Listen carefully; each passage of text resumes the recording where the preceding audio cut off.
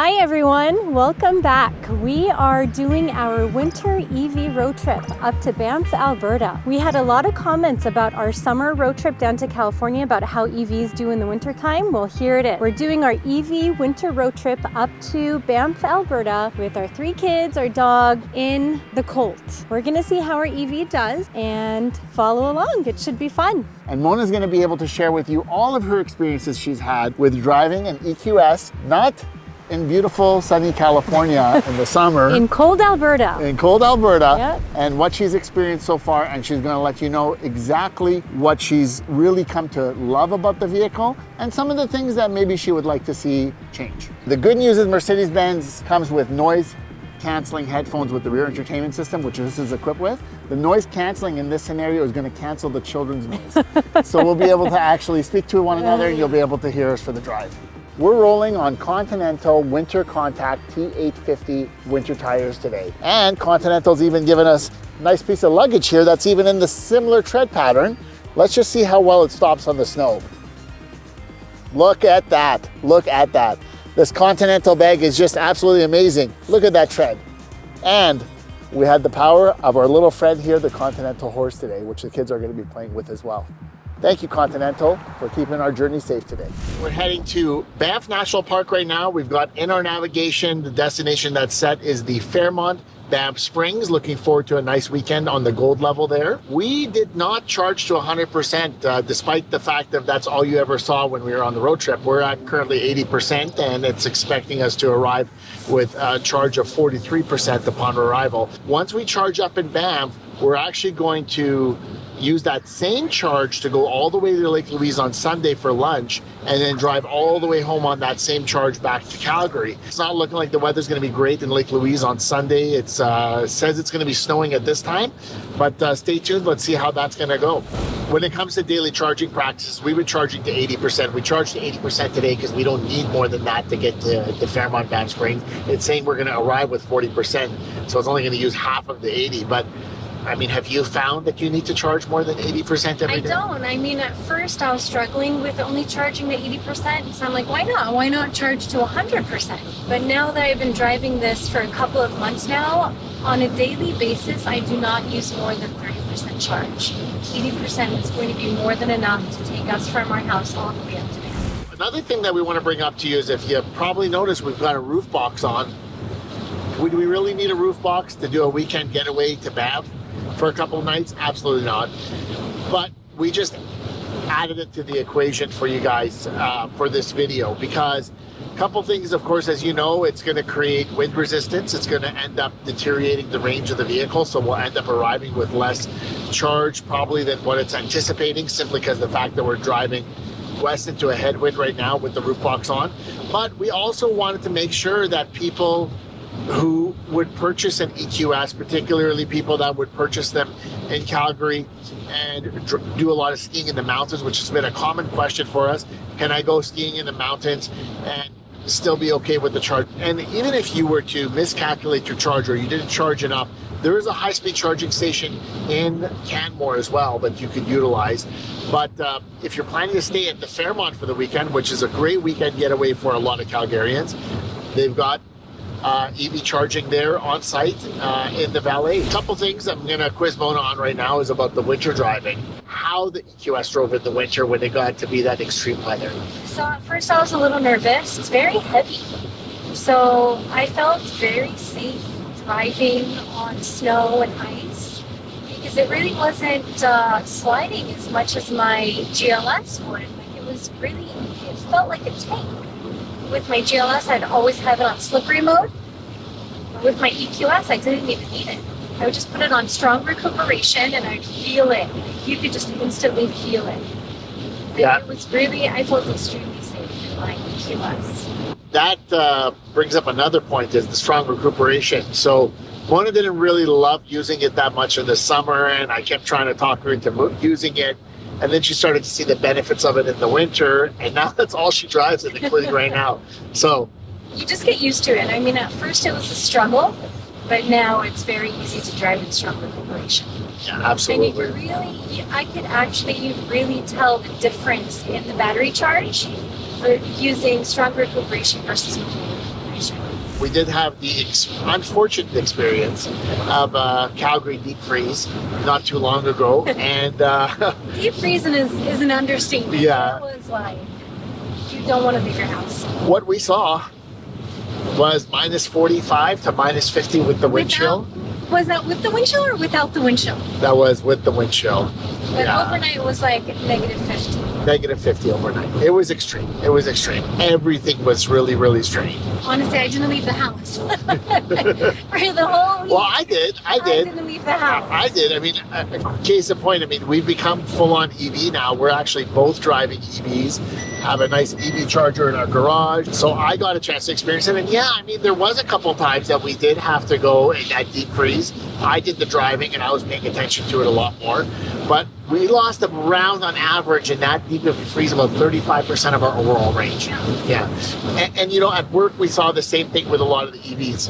About 35% of the overall range is what you would lose. Now, we were keeping track this year and really paying attention at work. And what we noticed was the gas vehicles were losing 20% of their range in the winter as well, because when it gets to be that cold, and I don't want to say in the winter, but in that extreme of cold, the motor is constantly going to be working to both heat the cabin and warm up the engine in a gas vehicle. It's no different than an electric vehicle. The high voltage battery is trying to heat the cabin while keeping the battery warm itself and keeping the motors warm and everything in a proper operating temperature. And that consumes a lot of power.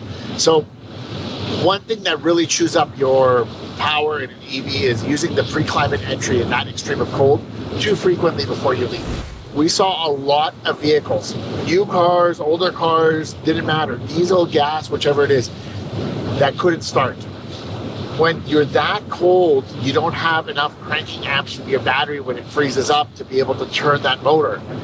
The electric vehicles all started, and that's because you don't have to crank anything. It just moves over the connectors to run the high voltage battery, and that's the end of the story. And that's all the 12 volt has to do in that scenario. It's interesting because when we first started this journey, it said that we were going to only use 40%. I was pretty confident that the roof box was going to impact the range just like it did on the road trip. But these winds today, these crosswinds today, I mean, I don't know if you can hear them. They're strong. I mean, I feel the car like just moving on its own. It's insane how strong they are. Yeah, they're really strong. Absolutely, yeah. Well, I mean, if you keep driving like this, a cop's going to pull us over and make you walk a straight line. So I'll take my chances. okay, no problem. When you're driving to the Rockies or anywhere in Alberta in the winter, it's really important to have a pair of good sunglasses because the white snow and the clear, sunny blue skies can be very polarizing. We are very fortunate that our friends at Soul Optics Boutique, Dino in particular, yes, we're looking at you, equipped us today with these Fisaly beautiful sunglasses, and they even make them for children. Charlie, show them your sunglasses. Look at you, you're so cool. Look at that, mister. Yeah, Sophia, you guys are so cool. Those are Fisaly sunglasses there. Please do comment below. Let us know which sunglasses you like better on Mona. Are the blue Fisalys or these Ray-Bans? Looking good regardless. Yeah, absolutely. Crosswinds have definitely taken a bite out of our charge.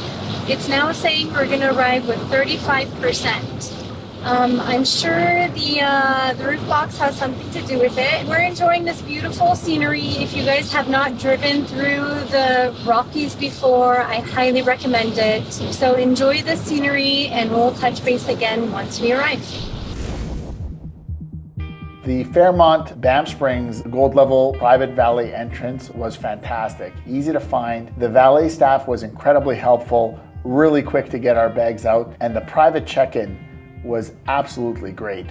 The children just waited briefly while we had everything we needed. Milo was on his way, and here we are heading into our beautiful Gold Level suite. Included with our stay was level 2 charging. Shortly after the valet unloaded our vehicle, they took it to the parking garage, plugged it in for us so we'd be ready to go when we check out on Sunday. We're here. Made it.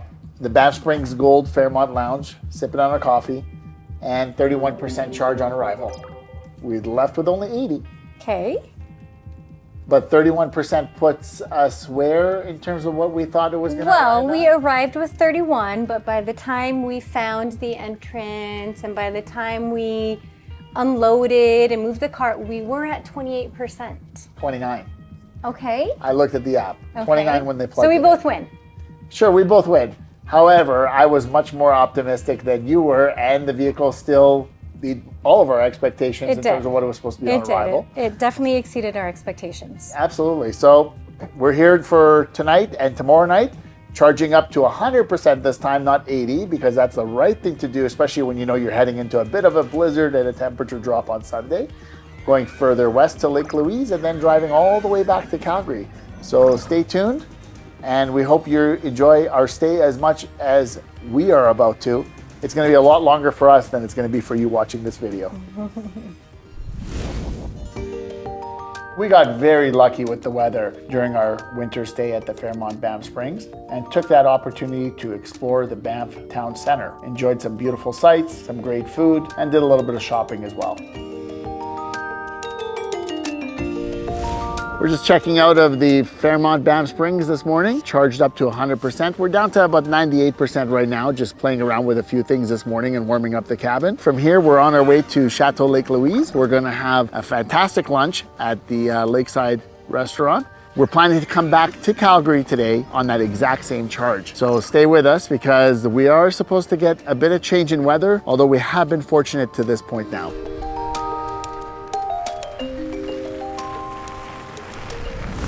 We're at 97% right now, just leaving Banff on our way over to Chateau Lake Louise to go have some lunch there. I think that the estimated charge on arrival of 77% is a little bit optimistic.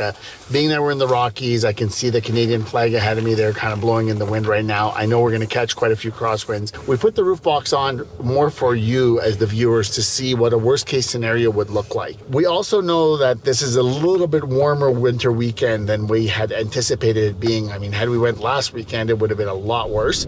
The nice thing about the Banff Springs was that it is pet friendly. It's a luxury hotel. It has an EV charger. It has that gold level, which quite honestly, if you're going to stay at the Banff Springs, book the gold level. It completely changes the experience. You've got access to a lounge, pretty much the entire time that you're going to be awake, unless you're a late night party owl. But even then, I think it stays open until 10:45 or 11 p.m. at night. Look at that. Here we are merging onto the highway. Can you hear that road noise? It just picked up. So that's all from the roof box. There's actually a bit of blowing rain and a little bit of blowing snow. This estimated range on arrival is going to change quite a bit. I have no doubt in my mind. Now, Mona's going to turn on her... Starting to get nervous. Oh, don't get nervous. We have nothing to be nervous about. Let's be honest. We did not need to charge in Banff, particularly to 100%, did we? I mean, if we were to drive back home right after Banff, probably not. But we're going to Lake Louise, which is another 45 minutes out, and then back, so... Yeah. I don't know. I mean, we only had 30%. We only had just over 30% on arrival when we got to Banff. But remember, we left with 80. We didn't leave with 100. We could have easily charged to 80 again. I don't think we needed to charge to 100%. Yeah. Who knows? So the kids are watching the MBUX rear entertainment right now. Sophia's using the tablet, which you can actually mirror off of any one of the left two screens. Julia decided that she wants to conquer Super Mario, which I could have easily connected her Nintendo Switch to one of those screens through the HDMI mini inputs. We're down to 93% now. Our estimated charge on arrival is still saying 77%. We'll see how that goes. I mean, we're being quite responsible driving within the bounds of the speed limit right now. There's another thing we haven't talked about today that's going to challenge the range on the vehicle, which is the reason why I was a little bit overzealous by removing the limiter of the 80% eco charge so that we would charge to 100%. And that is, if you've ever been to Lake Louise, it's quite a bit of a climb to get up to that lake. It's over 6,000 feet above sea level. You gotta remember that that's going to challenge the vehicle as we climb. It's going to require more power to climb. But unlike a gas vehicle, it's not affected by the thinner air by that elevation. So this is pretty cool. So you can actually increase the range. So we could add 68 kilometers of range to the vehicle. So right now we're sitting at 90%. We've got 284 kilometers of range minimum, 389 maximum, which is a lot. but I don't think we're going to be at the maximum. You know, honestly, in the winter or when you're running a roof box like this, you should always focus on the minimum. I mentioned on that a lot on the road trip when we went to California and back. But here's something really cool. So I could add 27 kilometers by restricting the climate control functions and using eco mode. I could restrict the seat comfort functions and stop massaging our backs and add 1 kilometer. That's not worth it. That's not good. No, not for 1 kilometer. I'd rather have my back. Yeah. I could restrict some of the interior functions, like you could shut down the screens if you wanted to. That'll add 2 kilometers. And then you could activate Eco Drive, which we're not using at all, which we use quite a bit on the road trip to California because we're really trying to maximize the range. We have 0 concerns today. We're supposed to arrive back in Calgary with 49% charge remaining. I don't think that's going to be the case. I think with the crossroads, everything, we're going to have under 40%, but we'll see. Maybe we'll run a wager again. But if you did activate those functions, you'd actually add 37 kilometers. Now, let's turn that on and see if Mona has any issue with how that changes the drive of it. Is it on? Yeah, so let's see, Eco Drive functions. Am I supposed to tell a difference? No, did it change anything? Nothing, right? The throttle is going to be less sensitive in eco mode. Now we can only add 29 kilometers of range to the maximum. So now it's saying that we've activated, we added 38 kilometers of range to the vehicle. That's super cool. Okay, so we're just arriving here in Lake Louise and climbing up the hill, be coming around the mountain when she comes. So we have 77% charge. Oh, the estimated charge was on arrival was 77%. Yeah. It actually was accurate today. I think when we turned on that Eco Drive mode, it helped a lot. Yeah. It gave us an extra boost. Yeah, I mean, definitely didn't need to charge to 100%.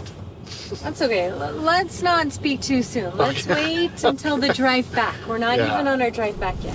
Being greeted by a magical snowfall at the Chateau Lake Louise was absolutely picturesque. We enjoyed a delicious lunch at the Lakeview Lounge, checked out the grounds, walked around the lake for a bit, and now we're heading home to Calgary, Alberta. So we just had a fantastic lunch at the Lakeview Lounge in Chateau Lake Louise. Just leaving right now on our way back to downtown Calgary. We've got a distance of 183 kilometers ahead of us. We've got a 75% charge remaining at this time. We're supposed to arrive. It's still giving us a route optimization. I don't know if maybe it just hasn't connected with the 4G network yet. So it hasn't given us an amount of what we're supposed to arrive with just yet. But once we get an update, we'll let you know. What is your guess, love? We've got 75%. We've got 183 kilometers to go. What do you think our charge is going to be on arrival? 20? You think, wow, you 20%. really, you know, I mean, you are the perfect EV driver. You are really the perfect EV driver. So like. Am I spot on? Is that what you mean? You're like way low probably, in my opinion. I think we're going to arrive with closer to 40, maybe 35. No. But like 20, it's like, wow. Wait, what are we at right now? What are we at right now? 75. Are we at 80? Yeah, no, I think 20 is accurate. We're going to use 55% and 183 kilometers? I think so. Okay, well, we'll see. So. We'll see which one of us is right at the end of the day. For the sake of our marriage, I hope I'm wrong. Mm-hmm. So do I. You know. So do I. I mean, we'll see once the route optimization updates and tells us exactly what's going on. I think what it's doing is it's trying to figure out an average speed. Okay, so small update for all of you. We've finally got the route optimization running, and it was, as I suspected, it was waiting to get a gauge of our average speed once we got on the freeway. So my maximum range right now is 306 kilometers based on 70% of charge. My minimum is 219 kilometers, saying we're going to arrive with 33%. You know what? It never fails. When we did the drive to California, and now that we're doing this drive back from Lake Louise today, the ride is exceptional. Like, I mean, I'm right about to fall asleep because it's so sweet. Nothing. It's so relaxing. We don't feel a pain. Here's some cool MBUX Hey Mercedes features that I've learned over time that I've really come to enjoy. Hey Mercedes. How can I help? My back is sore. I'm switching on the massage for you. Now you ask it. Hey Mercedes, How may I help you? my back is sore. I'm switching on the massage for you. It's so funny how it recognized my voice Yeah. to the right. Well, because it's And it picking up- appeared on yeah. my screen, but when you speak, it appears on your screen. Yeah. Hey, Mercedes, How may I help you? I'm cold. I'm increasing the temperature to 26 degrees. So cool. It looks like my bit of a heavy foot is probably going to put us at a range on arrival, charge on arrival of 29%, so it's getting closer to where you want it to be. Actually, you know what's funny? It's just like when we went out there. My optimism puts us a little too high. Your pessimism puts us a little bit too low. I mean, this is why we're a good team, Yeah, it is. right? So, you know, the one thing that's nice about that is now we're at 29%. I thought we were going to be at 20. And ironically, we're going to be smack dead in the middle is what it looks like. Smack dead in the middle, just like we were on the way there, right? Just like we were on the way there. And that's what you have to do. You know, if you are on one of these trips, if you're going to even make one of these short weekend getaways, particularly in the winter, where you know it's going to use more charge. I mean, look, when you go on a road trip in a gas car, you fill up so you have just enough fuel to get there, or do you just fill up? I mean, that's just exactly what you're supposed to do with an EV. You know, when you're doing a road trip like this on the weekend, sure, we left with 80% because we were only going to Banff, and we arrived with 30%. I mean, should we have charged 100% the night before and then got there with 50%? Sure, gives you peace of mind, go for it, doesn't really matter. We're going to arrive today with just under 30% charge, which means in essence, you know, we probably could have just squeezed every bit of charge out of the bottle. Yeah, we could have. And we could have driven to Lake Louise and back. Technically. Well, why would you want to do that? Why? Why risk it? Why do you want to add that stress? You know, why do you want to be driving in the winter? I mean, really, do you come back from a road trip on fumes? No, you don't do that. It's the last thing you want to be doing is already you're on a bit of a long drive, and the next thing you got to do is wait for a tow truck to come put fuel in your car, or hitch a ride with some stranger to go get a jerry can filled up with gas, right? That's well within your comfort zone, right? Totally. Yeah, you love that. On the side. Exactly. We're still sitting at 29% estimated charge on arrival. We're at 34% as of right now. Are we in Calgary yet? We're just about. We just passed Cochrane, and we're just about to cross the Calgary city limits. So looks like the EQ Intelligence is going to be pretty spot on at 29% there, with 28 kilometers left to go until we're in downtown. We'll check in with you as soon as we get into downtown. We made it. Weekend getaway to Banff in the winter, and then later Lake Louise, which we had a really nice lunch there today.